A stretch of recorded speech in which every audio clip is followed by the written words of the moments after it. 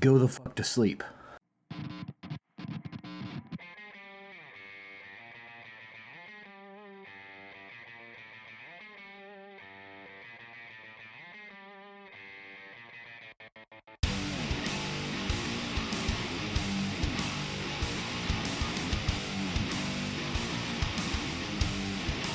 Tyler. Unfortunately. What up, Monica? Oh, yes, Monica. I always wondered why black people always call each other Monica. It is strange. One never knows. Yeah. Anyways, well, so there are some things that may or may not be more or less important than other things about which we may speak. But I do have to offer up a question before I get to any of those points. And that, of course, is the classic. What are you drinking? So I woke up earlier than normal today because the dogs wanted to be let out and they made their cries be known as such. I've already had my coffee, so I'm like, you know what? I am actually going to break my tradition of breaking tradition, and I'm having a bit of Jefferson's. All right. And it's quite good. It's just under 42 firepower. It's very, very good. The funny thing is, when I first tried it, I didn't much care for it. It was fine, but it wasn't great. And then when that was the only thing that I had, like, well, I'm going to finish it. I'm not going to waste $30. The more I realize this is actually becoming a top 5 for me. It's actually quite good, and because of the bottle that it comes in. Ready? Hold on, close to the mic. Very nice, very nice. The solid cork. The stuff that I have has a nice. Actually, hold on. Now I have to go grab the bottle real fast. My headphones aren't long enough to go all the way to the kitchen. Before you open your bottle, I'll just really quickly give a profile here. Most of now that sounds like something a stupid person would have said. Like, of course your headphones aren't long enough to go all the way to the kitchen. I only lacked about 2 feet to grab that bottle.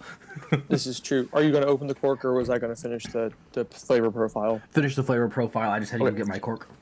Oh, I didn't know if you heard me. That sounded like a passive-aggressive question. I just didn't know. So I'm actually going to take another sip before I say this to remind myself.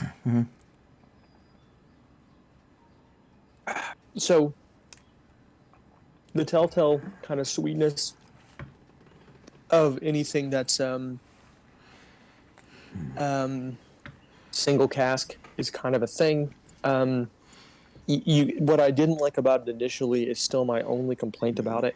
It's that I don't like that when you take a drink of single batch, and especially something that's like 7 years or less, which this is sad, and you can taste the corn. You know what I mean? It tastes like corn. It tastes like, like that corn and rye. There it is. And that's always been the thing that I really hate about whiskey, is when those flavor profiles are really strong. This one is a little more the rye. And so when the sweetness comes through, you want to think of sweet corn, and that's what is immediate turnoff for me. But it's subtle in this one. The rye taste is really growing on me because like the sweetness goes away very quickly with this particular drop. So since the sweetness goes away pretty quickly and you're left with like just the rye without the sweetness attached to it, the aftertaste is like just really, really pleasing. It is the ultimate stogie and a bourbon combination for me. So it's not my favorite whiskey, but it's not my favorite, but I will say it's probably my favorite to have with a cigar. It's a really great pairing because with the cigar, when the sweetness comes through but still dies really quickly, the something about tobacco and rye, it's just a good time. It makes me quite happy. Well, I have to say my favorite whiskey to have with a cigar is absolutely Lafroig. Because the only thing that's unpleasant about Lafroig, and it's absolutely worth it, but the only thing you could call unpleasant is that hit of kerosene, and when you're smoking a cigar while drinking it, that specific flavor disappears, and you get all the smokiness without that, and it's just so good. A double point before you talk about your thing about Lefroy. For me, the difference between having Lefroy with a cigar and Jefferson's with a cigar is that Lefroy tends to get slightly less pleasant the further down the cigar you go. And Jefferson's tends to get better the further down the cigar you go, in my opinion. So that's why I lean a little bit. And also, I have to make the point that I always make. Lefroy is, of course, like drinking a campfire through a cowboy sock. And so this isn't going to make any sense, but anyone who's had Lefroy will know it. It is like drinking a campfire through a cowboy sock, but in a good way. In a really positive, non-gay way. It just depends on which sock you drink it through, I suppose. Whether if it's the left sock, then it's gay. If it's the sock under his bed, it's even more gay. Chris Rice, your turn. Okay, all right, here you go. Oh, that was really solid. Yeah, I'm a big fan. Now let me put my pretty high pitched, but we'll take it. I put my boom back where it's supposed to go. I pulled my boom down so it's sitting right next to the bottle. But this is it's acceptable. This is Redemption High Rye, and not only is it a high rye, but it is a single barrel select. Now that changed this from like a $15-16 whiskey to almost $40. Right. And there are a lot of things that are like that. You're like, you get a whiskey and it's not that great, and then you grab their single barrel and it's all of a sudden it's so good. This has become my favorite under 40. My favorite bourbon under 40. I think it's either right at or just under $40 to get Aberfeldy at my store. It's, I mean, there's not a lot that's better than Aberfeldy 12. Aberfeldy's pretty top. I was going to mention, I keep forgetting to mention, recording for next week is going to be difficult because of what I'm doing. My wife is taking me on a weekend getaway. It's for my birthday, but as Sean knows, it's well before my birthday. One of the things she has set up for me is a tour of my very favorite distillery, which is New Riff. New Riff is my number one that I always try to keep a bottle of around the house. I mean, like, I can go to Kroger and pick it up for $30, so it's not crazy expensive by any means. But I was told that they keep their single barrel selects there, so I am coming prepared to spend $100 on a bottle of the cask strength of my very favorite whiskey. So I am very excited to report on that because that's going to be great. And since Sean's coming in the not too distant future, I have every plan to make sure I keep a fair drop of it back. So that will be an interesting time. Yes, I'm always happy when you get a very, very fancy bourbon not long before I come over. I plan it out every time because I'm just like, all right, I can justify, because I always like at least a couple times a year I'll get something that's ridiculously priced just because it's never disappointed me. I mean, because I always do it from a distillery that I already know that I like a lot. And I'll get, like, the last time you were here, I got was it the Maker's Mark that I had last time you were here? You had two special ones that were about $100 bottle. I had Maker's Mark and I had Woodford's. Yeah, it was a special Woodford's, and I had a special batch of each, and my goodness, they were fine. It makes me sad that I can't buy Woodford's anymore. That stuff is so good. It's very good, but I mean, yeah, those were two. Every time, and those were both gifts from the Maker's Mark was a gift from my wife. And yeah, they're both over $100 a bottle, which is not hard to hit when you're having just really good selects. They're not hard to come by. Giggity, for multiple reasons. If you have like a really good establishment close to my house like I do, like you have an old school guy who has connections with all of the companies, so like he'll get the batch just for the store, and I can always swing by and grab it. But they're not cheap. But it's if you're just doing it a couple times a year and you have, you can justify saying, all right, well, I'm only doing it twice a year. I can drop this on it. It's worth doing, especially when you have like an excuse like, my brother's coming over. So you're my favorite excuse. Yes.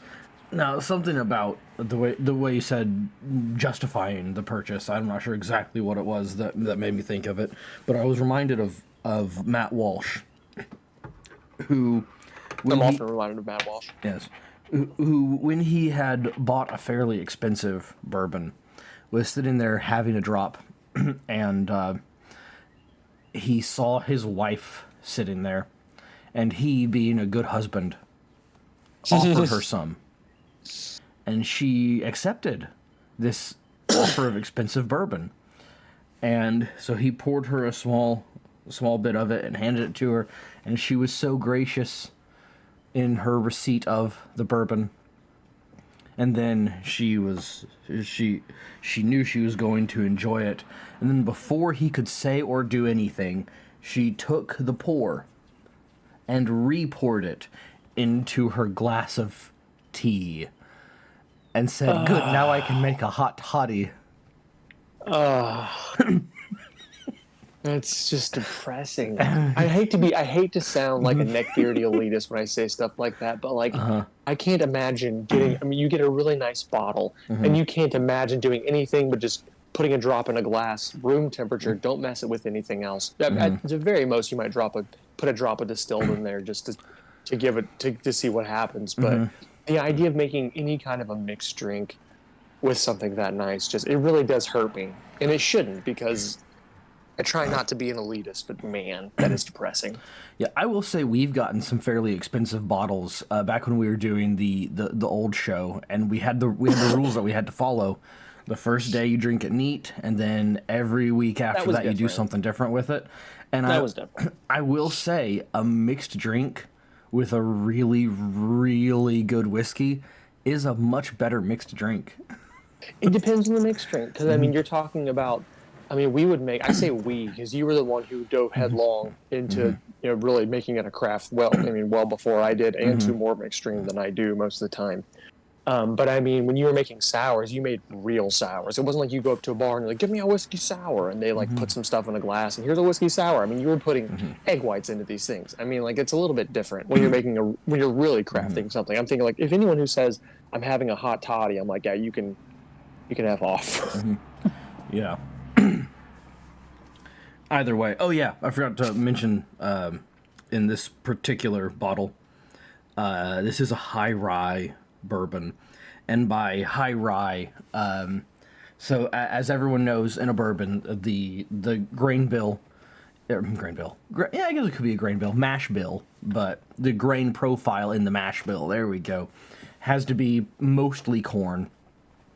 And mostly just means over half, so it needs to be 51% corn. Most of the bourbons that I've tasted, they did not give away their mash bill. And so I don't know, but if I had to take a guess, I would say it would be something to the extent of, like, the bare minimum of corn, or maybe a bit more, no more than 70%. And then almost all the rest of it would be barley. And then a little bit of rye, maybe. I don't know if I've ever had a bourbon with wheat in it. I have had wheat beers, and those are actually pretty nice. But I love wheat beers. Yes, it's just it's the best bread you've ever drank. Yeah, it's my favorite. It's my favorite empty calorie bread that exists.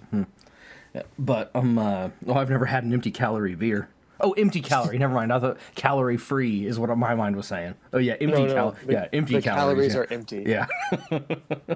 I have. This is an interjection here, and this is going to make you think less of one of my best friends, but this is just the man that he is, and I can appreciate him. He's just a good old boy, rugged country corn-fed man, as they say. And we hang out very frequently. Drew. We hang out all the time. He's a military man. He's the God-fearing family guy. He's who I value everything about who he is as a person, and I think a lot of him. But when we go over there and we're like grilling out outside, his go-to drink to go outside and have and grill. I do the same thing. I grab a beer when I go out to grill out when it's hot outside. It's refreshing. It's cold. He's a Natty Light guy.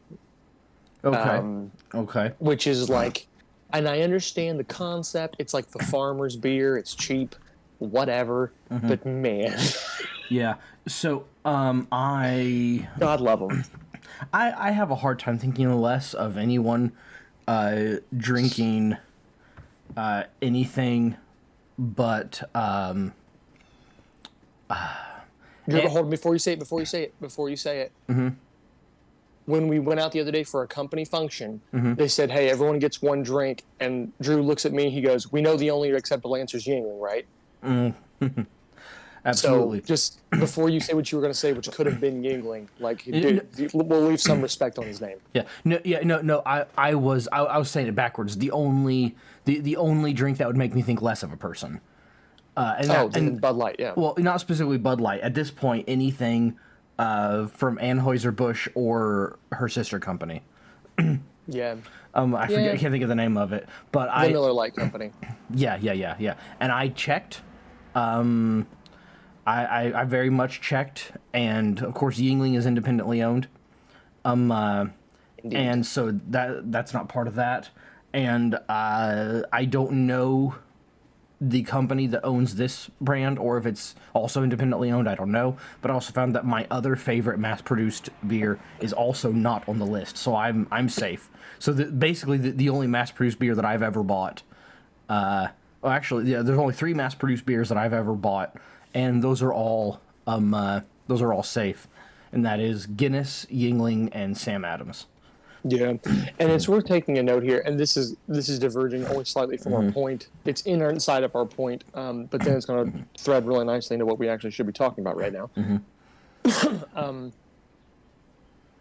It's one of those things where I never thought of myself, because even I first really had this thought during the whole Nike thing with Colin Kaepernick and everyone like boycotting Nike. And I had the physical thought to myself of being like, I'm so over this concept. I can't stand the concept of boycotting as like a response to this kind of a thing, or the way that we're doing it. Like, I just don't understand. I mean, I'm a big free market component guy. So like, yeah, do it. That's how you respond to a company exerting values that you don't like. And I was like, all this stuff of burning everything is stupid. It's not going to go away. It's Nike. It's one of the biggest brands of all time. It's just kind of dumb. And then I kind of had that response for a few more small things, and I think it really hit home for me when around the Roe v. Wade reversal and companies' response to that, and I started realizing something, that if you don't pick a hill to die on, you're just going to die in a valley somewhere, as it were. And I think that like I'm really starting to be like, all right, well then I'm dying on all the hills. I'm picking every single hill and I'm dying on all of them. And I've never really doubled down because it never really feels like it matters. If you're thinking about yourself in the grand scheme of the world, you're just like, oh, it doesn't really matter. And then you're starting to think, well, when you say that, and then everyone else says that, and then it just keeps getting worse and worse. I'm like, screw it, I'm dying on every hill. I haven't even pretended to think about any of those brands the entire time, and I hope that everyone does the same thing. And I'm just over it. I never thought of myself as a Republican until the past 2 years, and now I'm like, yep, full Republican. It must be what it is.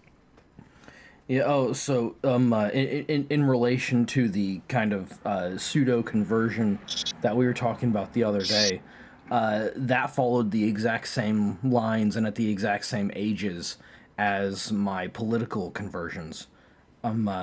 Here's something that I said about myself here just a few months ago, and that is this.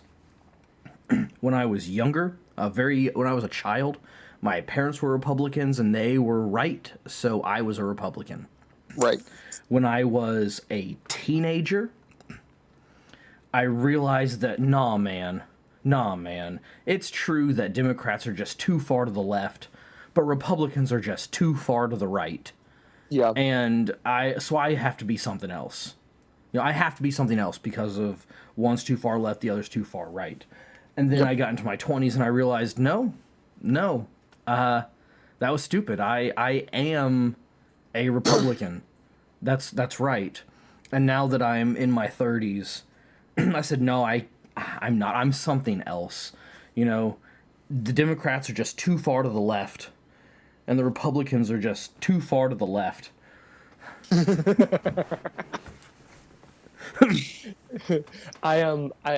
We're never going to get to our point. For me, my biggest issue was I'm a big component, as a lot of people in the world are, and as you surely are too. Proponent. The concept of,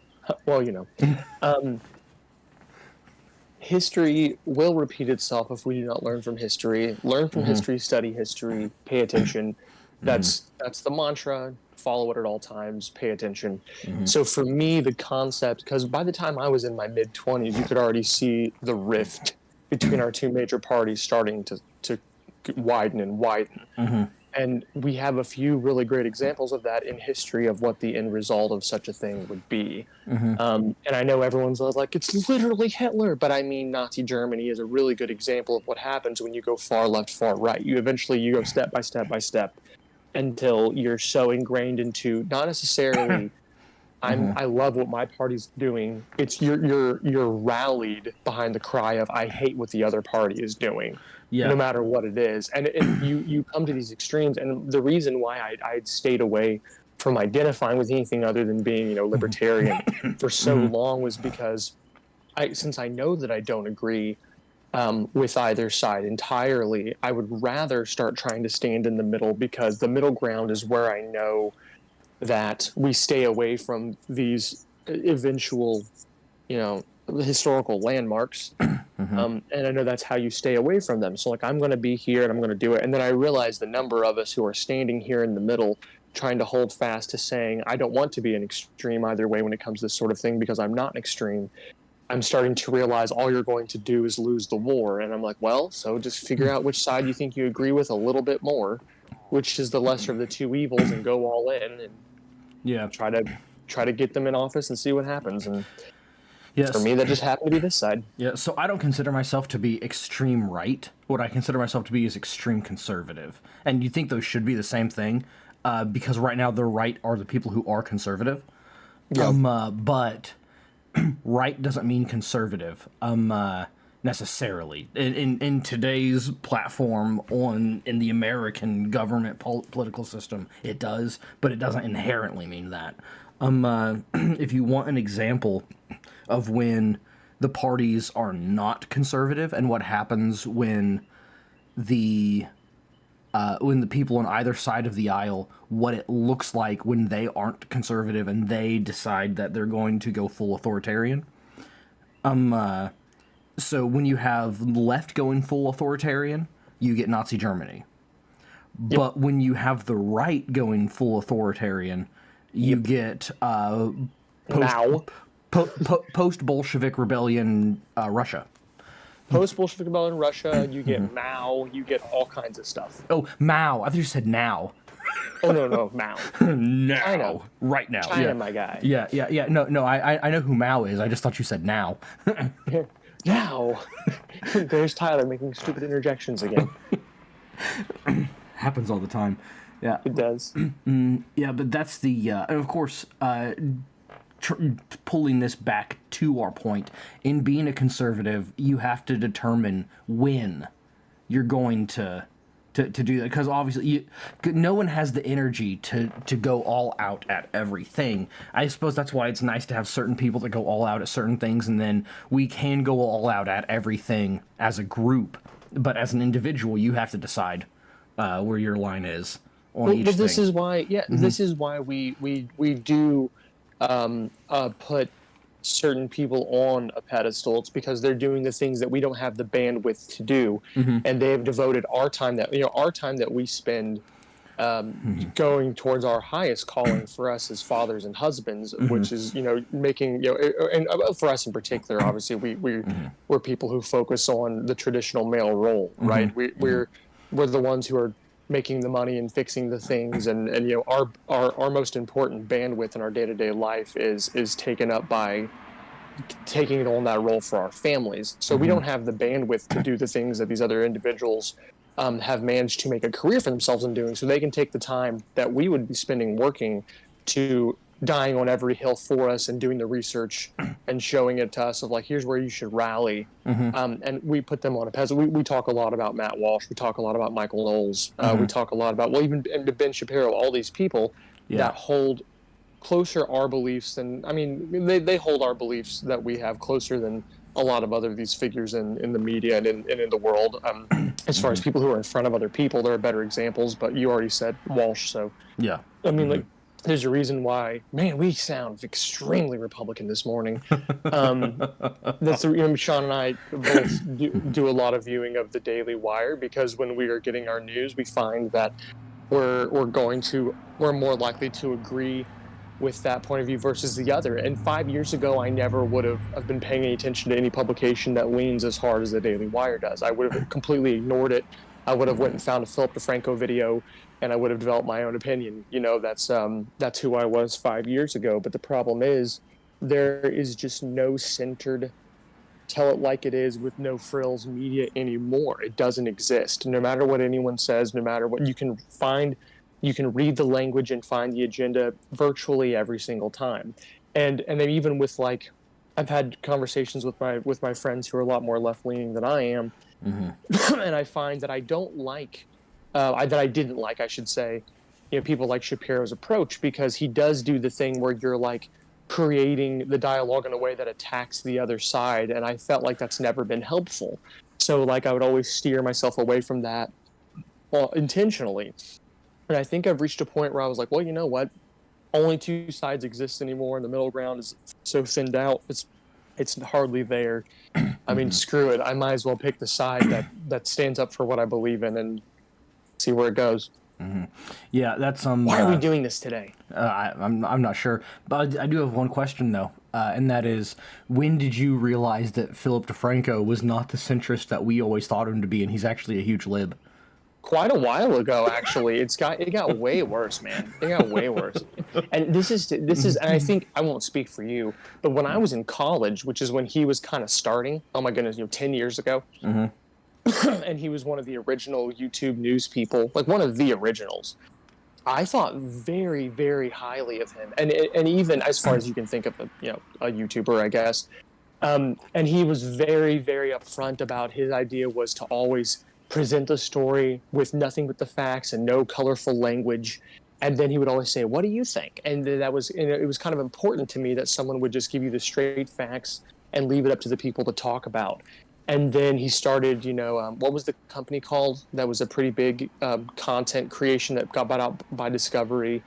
It was its own channel. He hired all those people, hired Meg Turney and all those other kind of internet icons. It was called like, I can't think of the name of it now. It doesn't matter. Yeah, when he created that and started like introducing more people into his thought process and his creative process, and he started going the direction that he is now in. You saw it creep in where he would like throw jabs, and I'm like, wait a minute, I don't want that. I'm not looking for that. I don't want to hear, unless you're throwing jabs at the pedophile you're talking about. I don't want to hear you leaning. That's the whole reason why I'm listening to you, is because you never leaned. And then that was about 6 or 7 years ago that started, and then like 3 or 4 years ago it got a little bit worse. And now every once in a while I'll see his story pop up in my Snapchat feed, and I'll click on it, and it doesn't take long for me at all to go like, oh man, can't, like, it's rough. It's rough.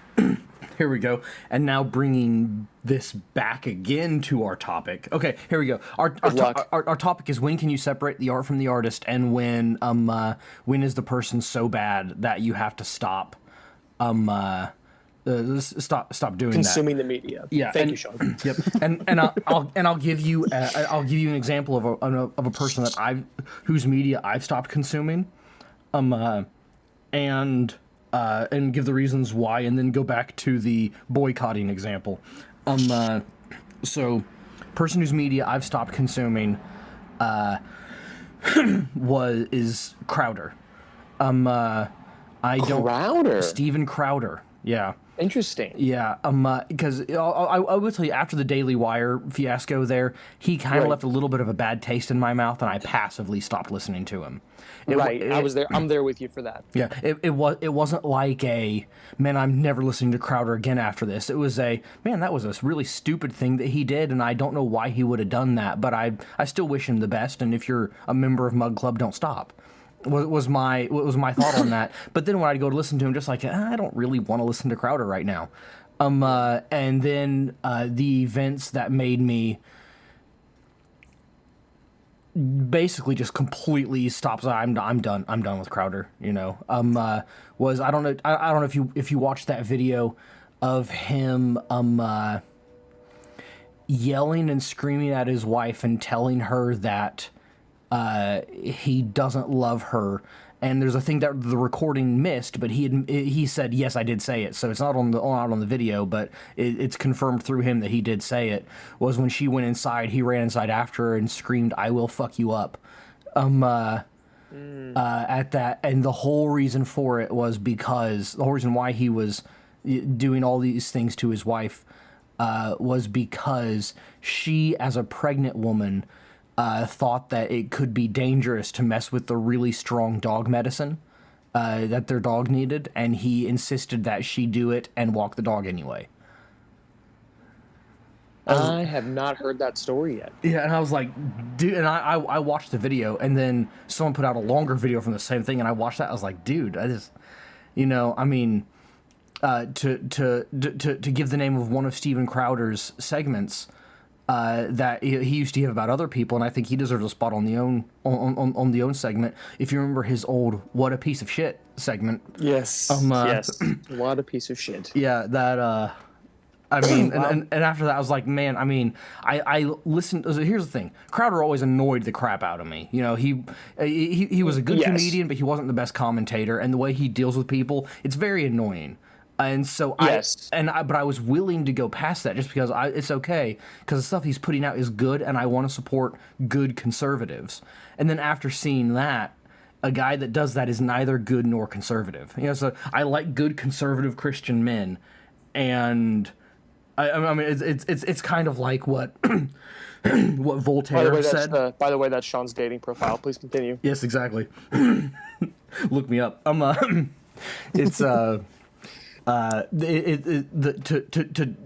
calling Crowder a good conservative Christian man at this point is like what Voltaire said about the old Holy Roman Empire. When he said, the thing about the Holy Roman Empire is that it is neither Holy Roman nor an empire. It's hard not to love Voltaire in segments. It's very easy to like his quips. It's very hard to like the man. Yeah, it's Voltaire and Hitchinson are in the same boat for me. Mm-hmm. I love their quips, but you can't get on board. Oh, so fun fact about Voltaire. You know his life's mission, right? I mean, besides, the whole playwright thing, I'm sure that didn't work out great for him. But besides that, his life's mission was to see the Bible put out of print in his lifetime. Mm-hmm. Yeah. And then when he died, a Bible publishing company bought his house. Yes. Yeah.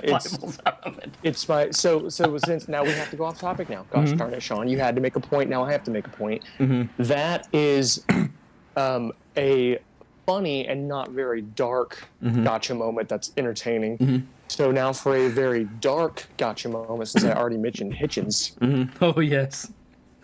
One of the funniest dark jokes of all time is this guy who's a comedian was telling from the stage one time. And he says, you ever heard of Christopher Hitchens?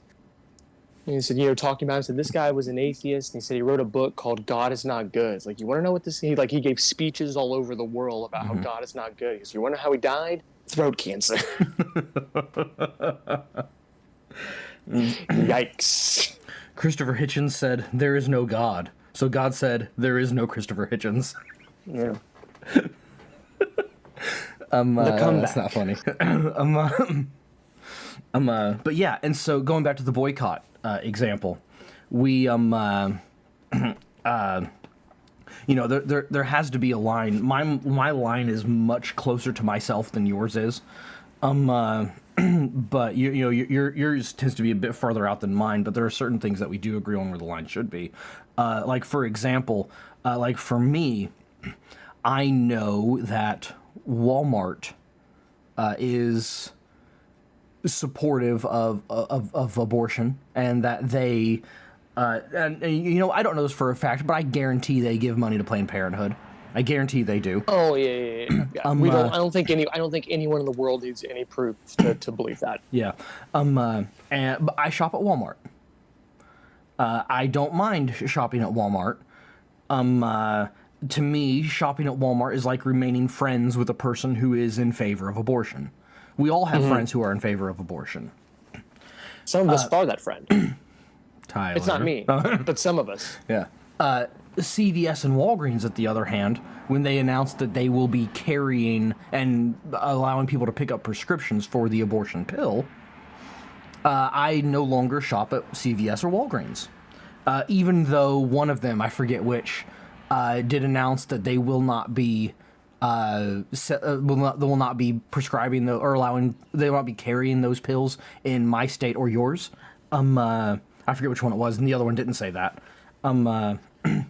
But and I'm not supporting it because to me, there's a difference, right, between a person saying, I am in favor of abortion, and I think people should be able to get one, and remaining friends with that person who has that opinion, and a person going to say, yes, I'm a physician, and I do abortions, I love doing abortions, they're my favorite medical procedure to do, and remaining friends with that person.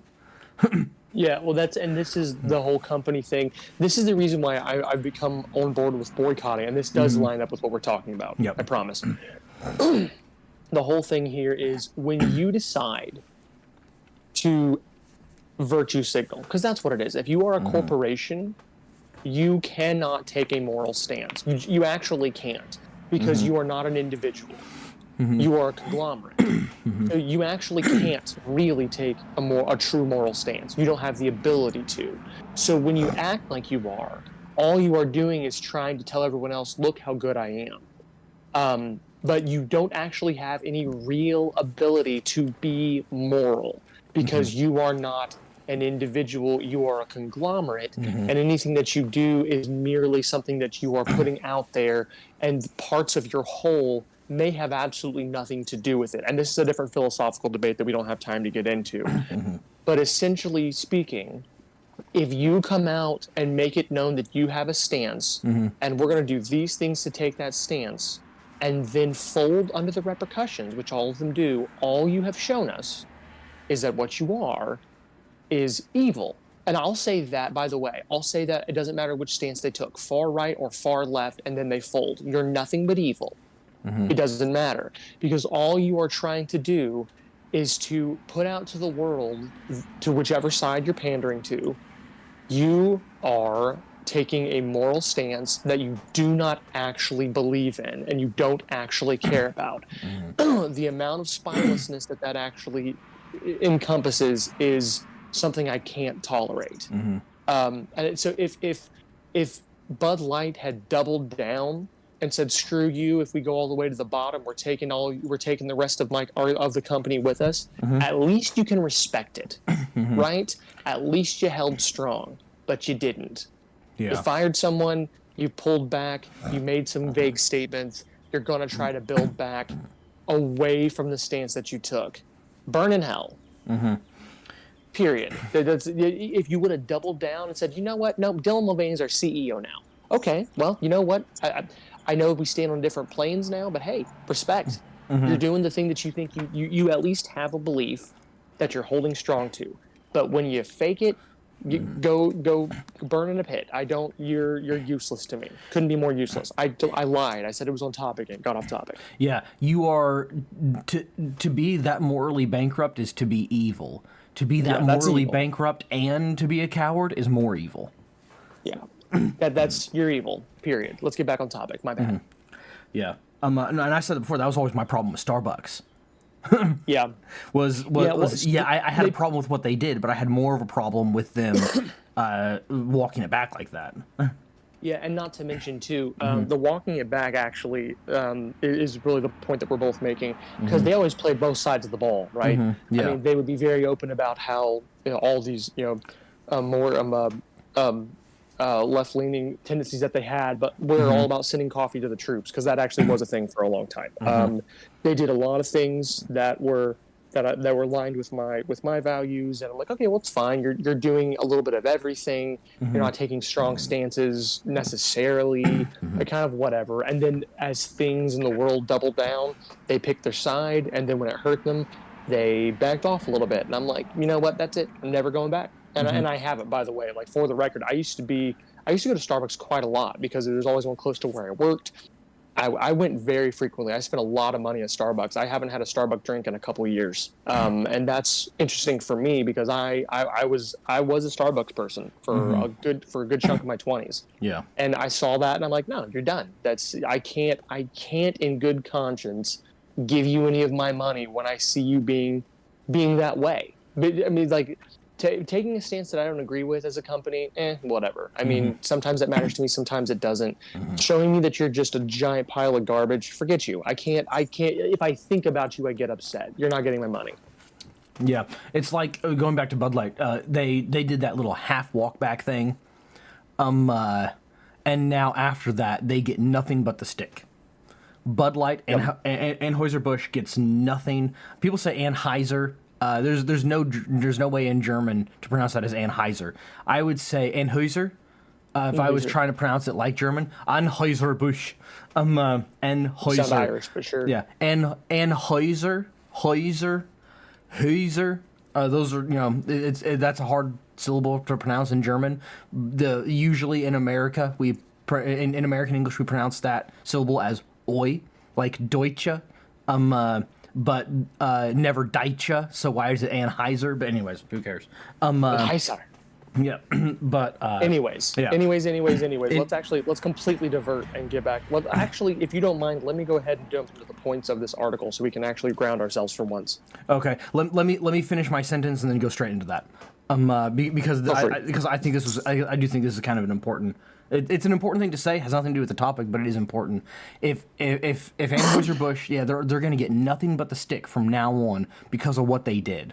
They could have earned the carrot after the stick if instead of their like little fake walk back apology, if they had come out and they had said, "Look, we screwed up on this. This is not what we should have done. We misread the room. We were trying to be culturally appropriate. We realized what we did was stupid and wrong.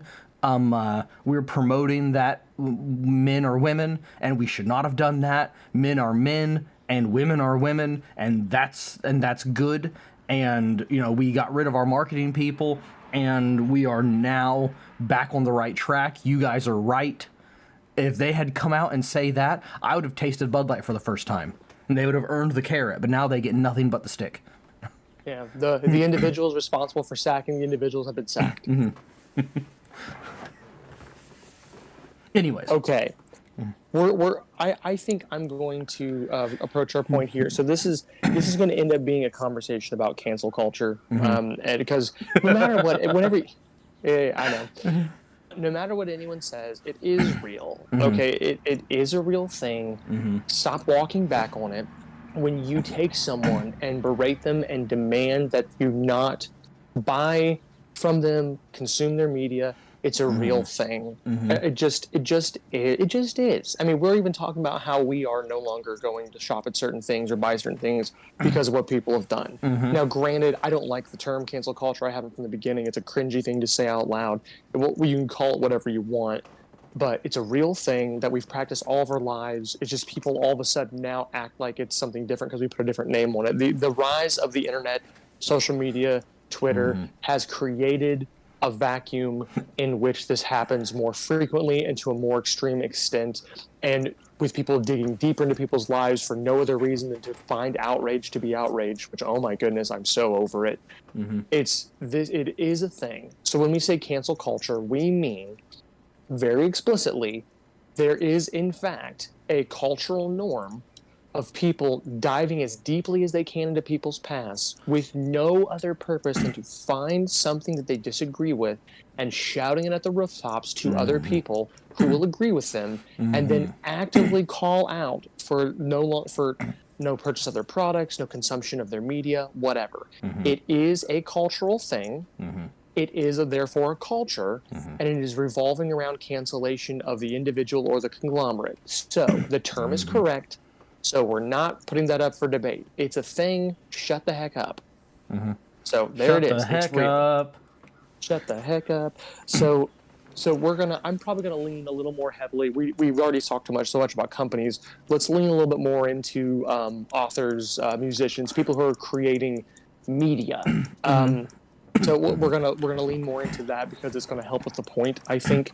And there's better examples, and plus on the individual level, it makes more sense, right? Like I said, a corporation can't be moral necessarily because it's the parts of a whole, which is a separate philosophical discussion. When we dive into the individual, it becomes crystal clear. So that's the reason why I want to focus on that, if that's fine with you. Okay. Yeah. Yeah, because I mean, music artists. Until yesterday, the first one that came to mind when you would say a person who you would think of as a good Christian artist, who turns out to be immoral, an immoral person. My mind goes to that Ray Boltz song, where he goes, "Does he still feel the nails every time I'm railed?" Yeah, penis. That song was about penis.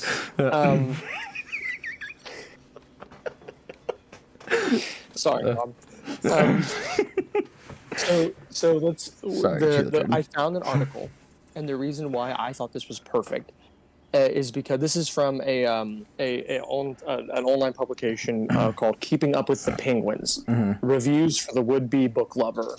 And this is written by someone who, and you can tell from the language and the examples that they use, which we don't have time to go into, and I won't, that they are people who definitely sit across the aisle from you and die. So I thought this was a very important one, excuse me, to pick to use the points from and some of their points from, because it actually is some rare, good middle ground that I can appreciate for the most part. So the first point here is, should we still read books by canceled authors? That's the title of the entire story. The person goes into pains to say, I refuse to sit here and agree with one side over the other, specifically because I disagree or agree with the side. I want to find the truth, and I can already be cool with you. That's a good reason to start. Yeah. Go ahead. You're about to say a word. I heard you inhale. Well, I was just gonna say, we can sum up our entire point into one into one thing, and that is, why are we even doing this? Here we go. The one answer to that question that will give the entire point, and it's this: should we consume media by grossly immoral persons? Is how I would rephrase that question. That's fair. And the answer is this: if their gross immorality makes its way into the media, no. Otherwise, it's okay. There you go. Yeah, we are about to actually go into that. We're going to give some examples and details. So you and I are very, very vocal about our adoration for H.P. Lovecraft. Me a little bit more than you. I'm a bit of a psychopath, but that's okay. Just a bit. Just a bit. I'll bet. And while we aren't going to go into what you would love to go into, because we've done it before, people have done it before, the reasonings for people saying that, it's a good example of what you just said, by the way, because you just said, does it bleed into their works? Yeah, I suppose if you genuinely viewed H.P. Lovecraft as a horrible person, then my reason that I gave there would cause you not to read. Yes, if your reasoning for not reading H.P. Lovecraft was surface racism, and you found out what he named the cat, I understand. Yeah. Okay. So let's see. So what do we have then? I don't agree with you, but I understand. Yeah. Rats in the Walls and Rats in the Walls is the prime example. Yeah. That's the one with the cat, and then nautical-looking Negro. That was a good one. Oh, see, I wasn't thinking. A good example. Calm down, everybody. Yeah. So I wasn't thinking necessarily of the nautical-looking fellow. I was thinking of the book. What's it called? The book in the house. Whatever. The Dreams from the Witch House? No. Where he comes in and the guy has the book opened to the cannibal pages. And the guy talks about having never killed a person before, but it turns out he had killed people before, and the guy ran away. He uses a harsher word than Negro, similar to the cat word in that story, and in I keep forgetting the name of it. It's part of the Silver Key cycle. But I can't remember which one it is. The one where he comes, where freaking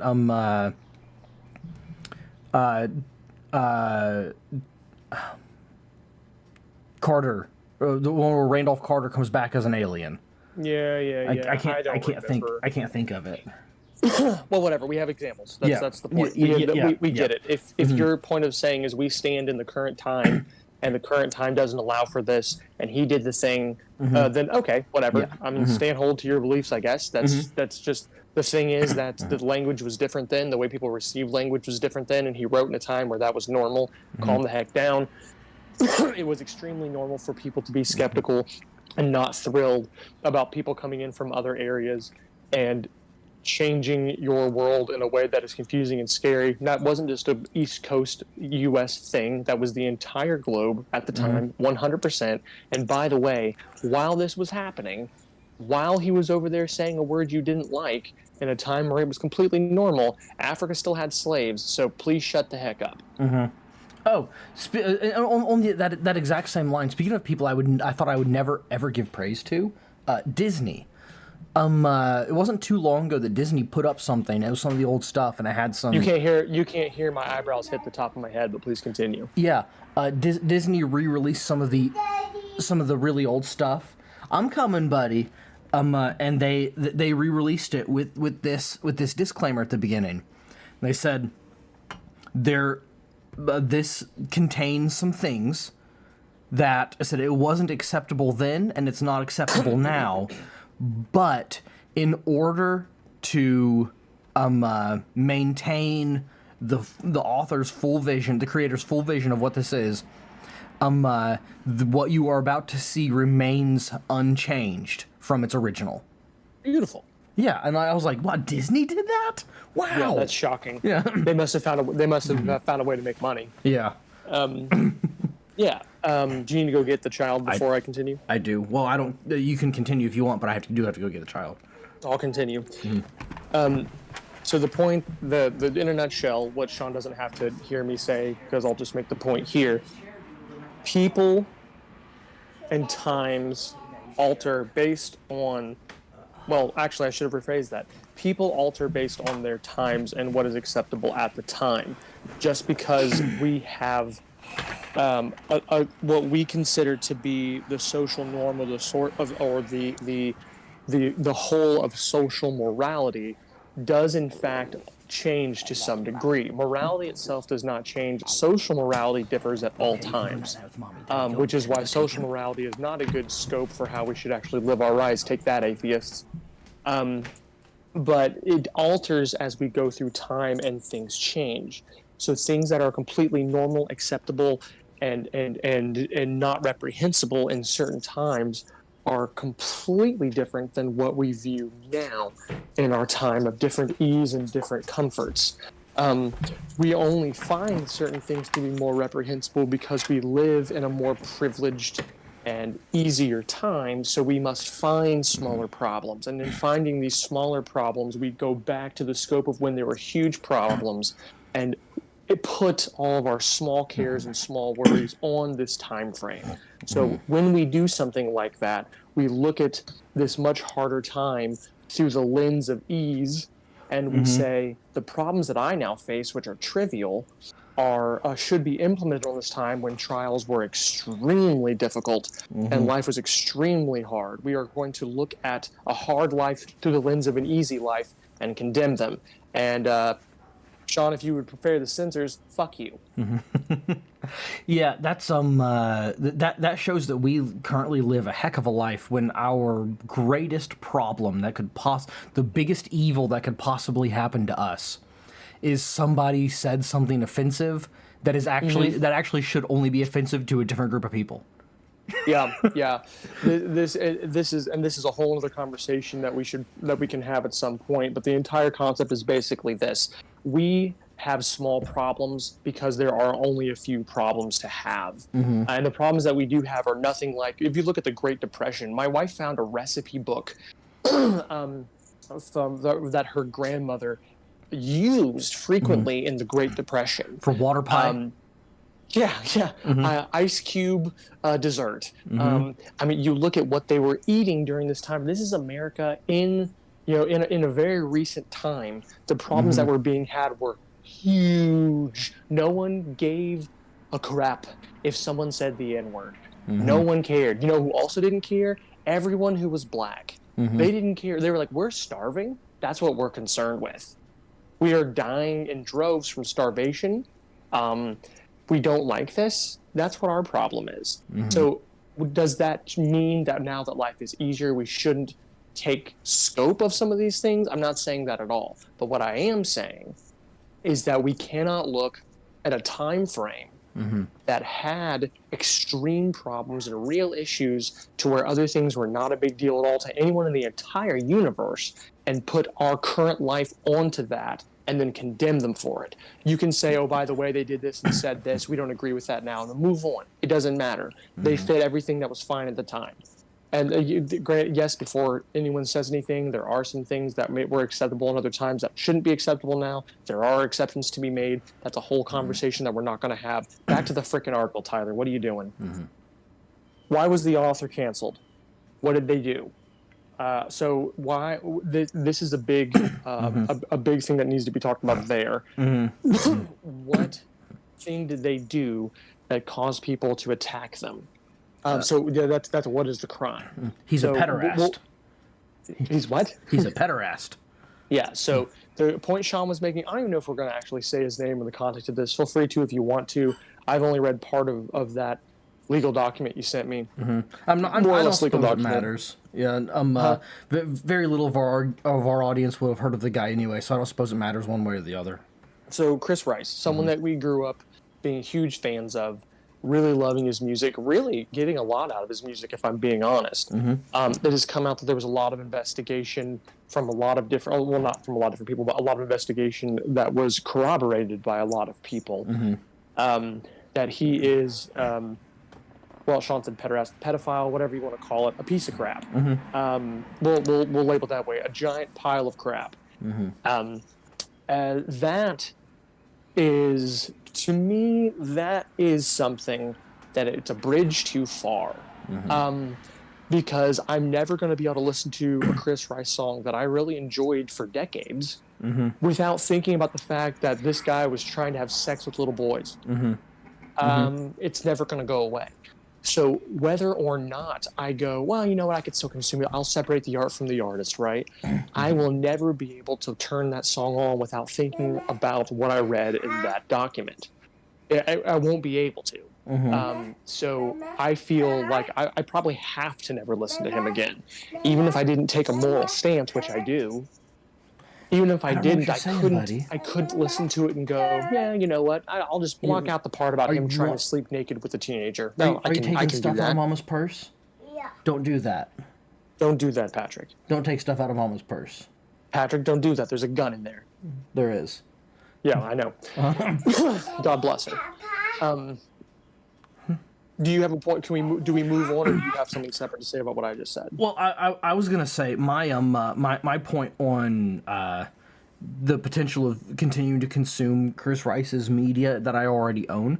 I could still do that in the same way that the Ray Boltz songs that I like, I still listen to. Now I would never buy another album by Chris Rice. I don't want to support him in any way, but I already own it. I like it, so I'll go ahead and use it with the stuff I already own. In the same way that there was that lady, that she was talking about her husband was a cop and he was killed in the line of duty. And she didn't know what to do, and to just try to do whatever, she just grabbed a hat and put it on and started running and just ran until her thoughts were clear, and then she ran back home. And that hat was a Nike hat, and that Nike hat became like her most prized possession after a while, and she was talking about that. Then Colin Kaepernick gets the Nike deal and everything. and it meant something very specific to her because the Colin Kaepernick Nike deal was very much an anti-police thing, and of course her husband was a police officer, and she said, "I'm never getting rid of this hat." Talking to the people who were destroying their Nike stuff, or even better yet, going out and buying Nike stuff to destroy it. That Which was is really incredible to me. How Yeah. dumb do you have to be to do that? Yeah, I know. But and so and she was talking about it. She said, "I'm not getting rid of this Nike." I was like, "I'm never buying another Nike product." Also, I'm never getting rid of this Nike hat. I'm keeping this hat forever because of what the hat means to me, and it's separate from Nike. So and I do agree with her on that. Like if I found out someone was a horrible say I had bought a Hans Christian Andersen book and I was reading it and I enjoyed it. I'm like, well, this is a good book. And say it just so happened to be a book. I don't know if you wrote any books like this, but it happened to be a book where his terrible individualism didn't appear in it. And I don't know if he wrote a book like that, but let's say he did. And I had that book. Then I found out who he was and what he did and how bad of a person he was. I would continue to read the book because I already had it. I can't unsupport him, which of course he's dead. But I mean, you know what I'm saying. And so the fact that I already have it, the music that of Chris Rice's and Ray Bolt's and anybody like that, I already have it and I like it. It's not gonna affect me to continue to. Yeah. So I've got a small example of my own on this. There's a few years ago, or before Arlie was born, Ellie had a miscarriage, and I mean, as someone who I'd already had multiple children at this point, and exactly what that means. It's not like the way a lot of people view it. People who are in favor of abortions view it differently. That is the loss of a life, and that hits you extraordinarily hard. It is very hard to deal with, and it's happened to me several times, and it never gets any easier. It's a terrible, terrible thing to deal with. The way that I dealt with it immediately was I remember Ellie wanted to go to sleep. She goes, "I just need to sleep. I need to not be thinking." Fine, I completely understand. So I got in the car and I just started driving. I didn't know what else to do. And I remember I turned on some music in my car, on some random station, and I just started driving in no particular direction. And there's this band that came on. It's called Mar, and they're black metal, whatever, this atmospheric, big, open sound, and they're meant to sound very despairing, and it's black metal. And there was just something about that in that moment I just really emotionally connected to, and I drove around until I needed gas. I don't even remember how long, hours, but a long time. And I just listened to this thing on repeat, and it was a really helpful thing in that moment for me. And I went out and I bought the record, and I listened to it, and I was looking for more of their stuff because now that we've you repair in some extent and you move on and I'm going to get more of their stuff. It's very cool. And I'd send out a request on a Facebook page. Hey, does anyone have more of this stuff? They're a very small band. They're very hard to find. And I was met with a few responses of, well, they're all white supremacists, right? And contrary to what everyone who disagrees with us is probably screaming from the beginning of this argument, we actually don't like white supremacists. We also never believe you when you say someone is. Yeah, this is, and the fact that you did think that, screw you. This is the reason why. But they said, yeah, here, and I don't even know. They were just Patrick, people talking about it. Who knows? Come here, buddy. Some people were like, well, you should get rid of that. I don't agree. You're gonna with bring these a people. salve to mommy? If they do hold those beliefs, I don't know. I've never talked to them. I've never seen a written statement of them where they're like, kill black people. I never saw that. I don't know. Now, but I will kill that say, one. I promise you, I have not getting rid of that album. It is extremely important to me. It means an awful lot to me. It's something that I'm never going to get rid of. They could come out and be like, yeah, you know what, the blacks and the Jews, I want all of them dead. You know what, I'm going to never support them again. So we're all clear on the rules then. We're all clear on the rules. I would quit supporting them because my views don't align with theirs in any way, shape, or form. I'm never getting rid of this record. It's very important to me. That was just my example. We need to move on. This is the worst we've ever been. Yeah, absolutely. Now I'll let you decide if you want to continue or if we've gone over an hour. If you want to decide that we've gotten our point across. I think we've gotten enough of it across that I can finish the points of this article for us to maybe like finish on a point, and then we'll call it done. Okay. The other point in the article was, what did the author's victims say? And they take it in a direction that I don't give a crap about. But essentially, we've covered it. We'll reword this. Is it credible? Is it legitimate? Did these things actually happen, or did people decide that they wanted to take it a different way?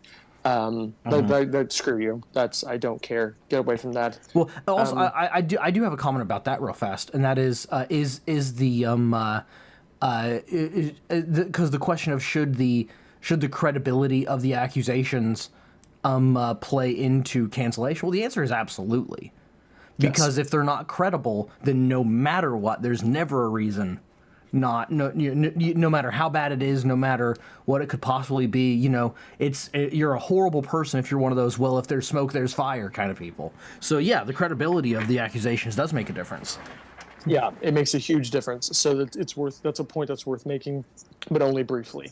If you're accused of something that's incredibly awful, it matters if you did it. Yeah. It matters very, very much if you did it. The second point is, what is the value in reading the book or consuming the media? So this is important to a degree. No, Patrick, come out of there. Child. This is like what we're talking about, the Chris Rice thing. There were a lot of Chris Rice songs that were very big inside of that wave of Christian contemporary music that were very impactful for a lot of people that I knew, for me and you. They're very important. Ray Bolt's another great example. So what is the impact? What is the value? I think that's something you should take into consideration. This is more with books than with music, in my opinion. But if there's something of very high value that really adds to the zeitgeist, then then maybe you can overlook more things to consume the media because of what value it's adding. So maybe that is something to take into an account, but that does also vary on the severity of the things this person has done, not been accused of, that they have done. Yeah, and also a in the same vein, a vice is different than a belief, right? It's also a very terrible publication. Yes, yeah, and so so comparing Chris Rice to the other band you're talking about, the white supremacists. Say these guys were actual white supremacists. And Chris Rice, did the things that he did. He, touching the boys and stuff. What Chris Rice did was an action. What the other band did, if it's true, is a belief and a mindset. A belief, and now that would be, let's say everything's true. Chris Rice did that, and they hold that belief. Those are both what Chris Rice did was an evil action. What those people are holding is an evil belief. But the difference between an evil action and an evil belief is an evil action. Yeah, the two people are just as evil.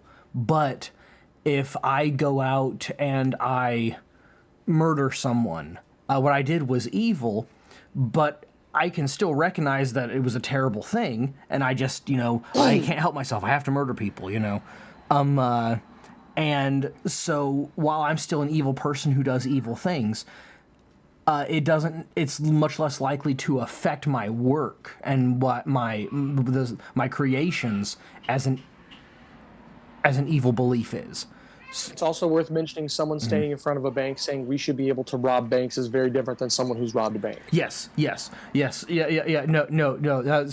But what I'm saying is, though, a person who robs banks and is addicted to robbing banks and writes a book about robbing banks is much more likely to paint robbing banks in a negative light than the person who believes you should be able to rob banks would in writing a book about robbing banks. Correct. Let's move on very quickly. Yep. Are we reading this author to the exclusion of others? This is kind of important. This is a bit of a point that doesn't line with our values as much, but it's close enough for me that I still like it. Could we find another example of what value they bring to the world inside of someone who has not done these terrible things. This is a good point for music. I can completely stop listening to Chris Rice and be listening to Stephen Curtis Chapman all day long. Yeah. I can find someone who has not done these evil things that can still add the value that I got from Chris Rice's music. Like the exact same value, let's be honest, in this scenario, it's the exact same type of value, the exact same type of quality, but I can avoid this evil, so to speak. So this is another kind of important thing. You have someone who has added a singularity to the world, and it has improved the world in a way that no one else has. But you find out that they're evil.